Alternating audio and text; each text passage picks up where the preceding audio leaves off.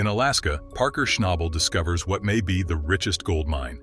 On the next episode of Gold Rush, he claims to have made the most crazy treasure ever. Will this be his greatest win or risk? Stop wasting time and start. Parker Schnabel is overworked managing 2 mines in different countries. He has had initial challenges in Alaska, but gold is bringing growth. His Yukon crew is rushing to mine the massive airfield claim before the season's water license expires. Everything must be stripped and paid for to mine everything left this year. Parker's crew has mined 48 of his 90 airfield acres, including the Keyhole, Easy Street, and Bear Cut. They are using Slucifer to run pay dirt from the 18-acre payback cut to the 24-acre runway cut, the largest and last cut. They must have 5 acres down to pay the next week before restarting Big Red, so it will wait until all the stripping is done. With only 1 wash plant, the runway cut is all hands on deck until stripped, except for 1 crew member. Tyson Lee drives the 750 excavator through the payback cut, while Parker handles the D11 and Mitch removes runway overburden with the 700. Given mounting barriers, staying ahead is a daily battle. Air from the 700 excavator suddenly smells like coolant, indicating difficulties. A broken radiator leaks coolant into the hot exhaust manifold, disrupting their plans. Needing replacement components quickly, Mitch calls Taylor. Tyson then departs his 750, leaving him with 480, reducing his ability to transfer Slucifer money. With just 480 digging paid, they risk running out of pay dirt and having nothing to process. Reducing the feed rate reduces gold flow, but it's better than shutting down the plant. With Slucifer decreased and Big Red off, mining all 90 acres is less likely. Crews are removing heavy dirt from the runway cut. Tyson, do you have a copy? Tyson? Hey, there's a huge build-up in the pre-wash. I don't know what to do. I'll get it. They're loading it out without a place to transport it since it's late in the year to open 20 feet of dirt. Parker's crew is racing to clear the 24-acre runway cut to feed Big Red wash plant. Big Red waits on a mountain to wash rocks. If they had pay dirt now, it would work. Tyson is in a tough spot after taking the 750. But opening the ground is crucial to avoid leaving a lot of gold. Tyson is digging for cash to feed Slucifer in the 480, while Mitch's 700 excavator is being repaired. He has reduced Slucifer's feed rate and hopes not to make many projects have left them without soil for the night shift. Parker's frequent plan modifications cause tension, but Mitch's crew is determined to finish the last 350 feet of the new road. They connect the new road just in time, allowing cars to dump pay dirt. With the new road, they can pile dirt and run wash machines. Parker's staff is under pressure to maximize gold production with limited time and resources. Machinery runs at maximum capacity as trucks load coarse tailings. Parker's all-or-nothing decisions push the crew. In 12 hours, they finish the road, enabling vital wash plant access. Mitch examines Parker's bold strategy, knowing that gold miners cannot hold gold underground. Justin and Tyson contend with frozen pay dirt impeding gold recovery in the machine. Cold spring weather makes the permafrost refuse to thaw. The frozen substance makes stripping and hauling difficult, despite their best efforts. Mitch agrees to temporarily shut down the plant to melt and strip after discussing the issue. Though risky, they believe it's necessary to maximize gold recovery over time. By freeing up labor and resources, they aim to strip more efficiently when the weather improves. The workforce prepares to melt and strip as the facility closes, knowing that their success depends on their ability to respond to challenges. They take the risk with drive and teamwork, knowing it will pay off. Parker's decision to cease operations on Big Red because of financial worries. There you go. That's dead nuts. I just need a rock. Yukon hammer. Is a deviation from their usual 24/7 running plan once sluicing begins. Parker takes this smart risk due to rising fuel costs and the need to boost income. Parker hopes postponing the wash plant will allow his staff to strip more land and expose it to the sun to thaw. The success of this strategy depends on good weather, which Parker is willing to risk. Nona Lovelace, the office manager turned heavy equipment operator, uses the 73-ton D10 dozer to cut through the deep permafrost. The frozen ground makes mining difficult, but Nona's passion drives her to go. Nona thinks mining is fun since you can overcome obstacles like permafrost. Due of permafrost's harshness, the D10 dozer's blade peels up, stopping progress.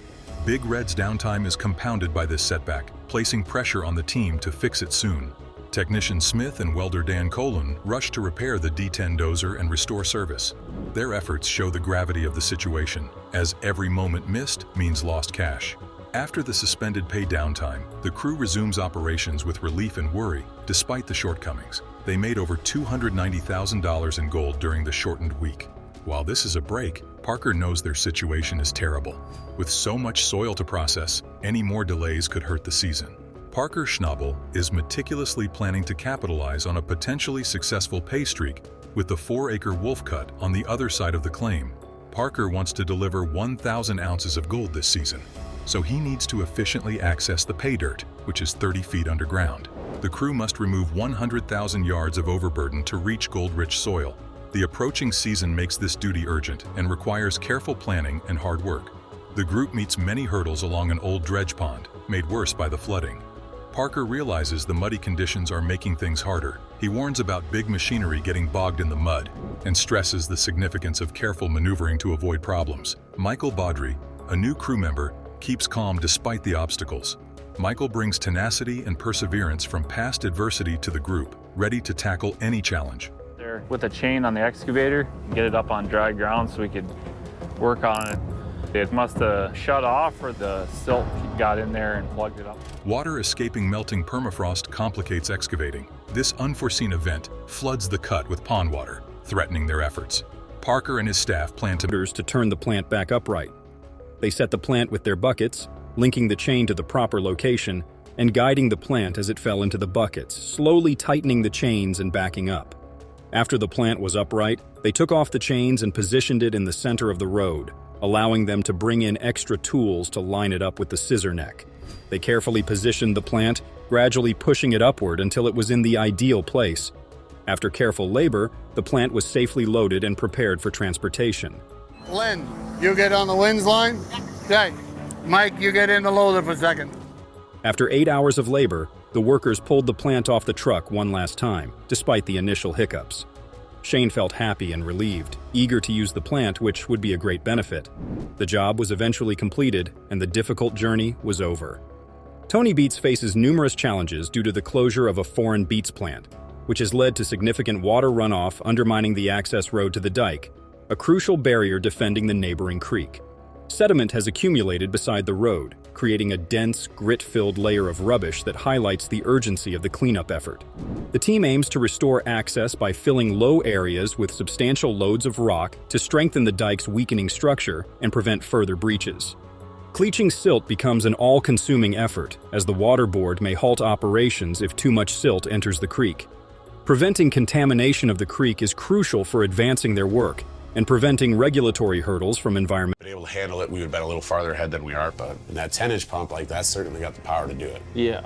But unfortunately, that came with a price tag. Rick has been able to pay off his royalties for the year to Troy and is starting to feel better about this year's haul. Despite beginning his season 2 weeks later than everyone else, he is proud to say that he and his team have been moving along very well and have been working at full capacity. They have their hopper feeder in place and working through their pay dirt steadily. His goal of 1,000 gold ounces for the season is more urgent than ever now that he has a clear path ahead of him with no debts hanging over his head. The failure of last year cannot be repeated, as he failed to meet his goal and barely broke even. Rick plans to put some gold in the safe as the gold prices have shot way up. This is great. I mean, 206 ounces, Man, that's awesome. If we just keep going deeper, and that's just going to get better. That's the next challenge, right? Yeah. He needs to turn things around this year or find a new career after past failures. Rick commiserates with his other crew members, saying that the past year felt like they were moving dirt around for fun rather than mining for gold. The past 4 weeks have been spent making their way through the cheap cut, where the gold is all found on the highest layer of dirt, practically sparkling in the sun.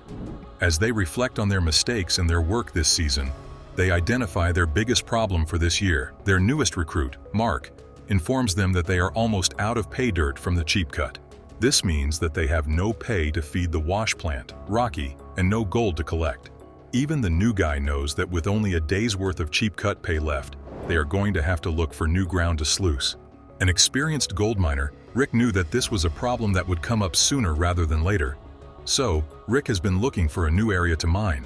This pressing need for more pay dirt has fed the drive to explore the area and find new ground to mine. This urgency and success in the cheap cut has renewed Rick's passion for gold mining. He believes that his many years of experience have given him an edge and skill for this kind of gold and pay dirt prospecting. As Rick stands surveying the land, he points out piles of dirt that he feels could have the best gold content they've ever encountered. He points out a corner in the area that he has high hopes for, noting how all the dirt is piled up together. But why does he feel that way?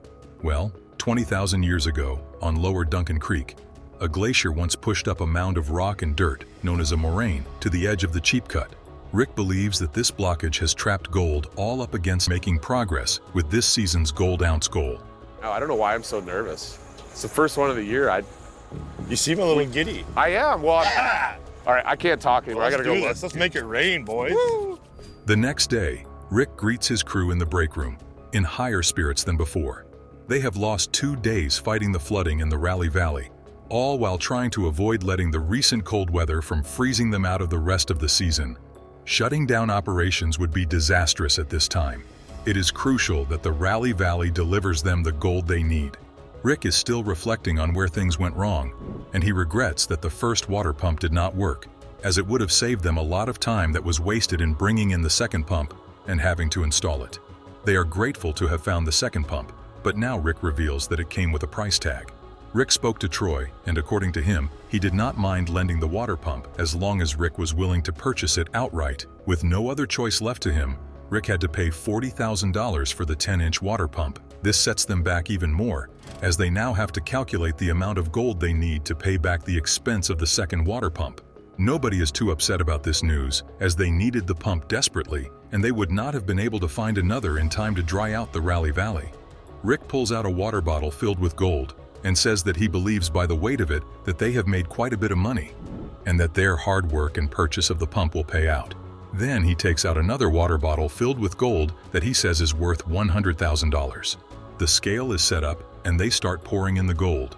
To hit the 2,000 gold ounce weight goal for this season, they will need to mine a whopping 550 ounces of gold before they pack up for the year.